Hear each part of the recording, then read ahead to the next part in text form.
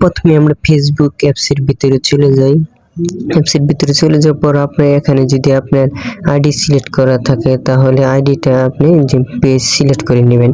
Page select করার পর যে উপরে একটা অপশন দেখতে পারবেন, এই যে উপরে একটা অপশন আছে আপনার লোগোর অপশন, সেই লোগোটা একটা ক্লিক করে দিবেন।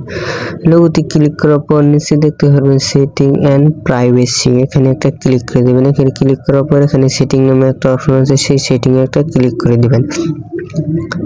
সেটিংয়ে ক্লিক করার পর এখানে আপনারা দেখতে পারবেন যে পেজ স্ট্রাকচার, পেজ সেটআপ, সেই পেজ সেটআপে একটা ক্লিক করে দিবেন।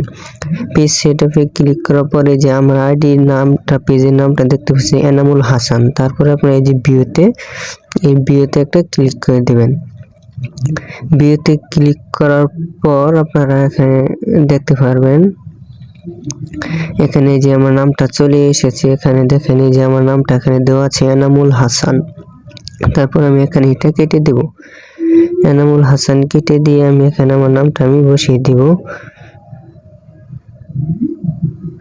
এনামুল 25। এনামুল 25 লিখে আমি এই যে এখানে নিচে দেখেন রিভিউ চেঞ্জ, এখানে একটা ক্লিক করে দিব।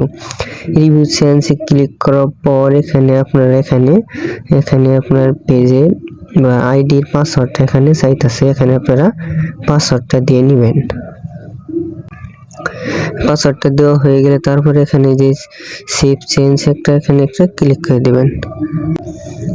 পাসওয়ার্ড দেওয়ার পর এরকম চলে আসবে। তারপর আমরা ব্যাগে চলে আসব। ব্যাগে চলে এসে আমরা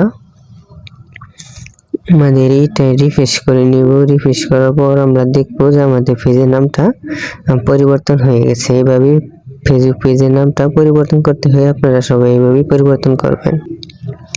দেখেন আমরা একটা পেজের ভিতরে চলে যাই। পেজের ভিতরে চলে যাওয়ার পরে যে এখানে দেখেন এনামুল 25 এখানে হয়ে গেছে, আমার পেজের নামটা পরিবর্তন হয়ে গেছে। এইভাবেই পেজের নামটা আপনারা পরিবর্তন করবেন। যদি ভিডিওটা ভালো লাগে তাহলে একটু পাশে থাকবেন এবং কি বন্ধুদের মাঝে একটু শেয়ার করে দিবেন, যে অনেকেই পেজের নামগুলো পরিবর্তন করতে পারে না, তারাও যাতে শিখতে পারে। আল্লাহ হাফেজ।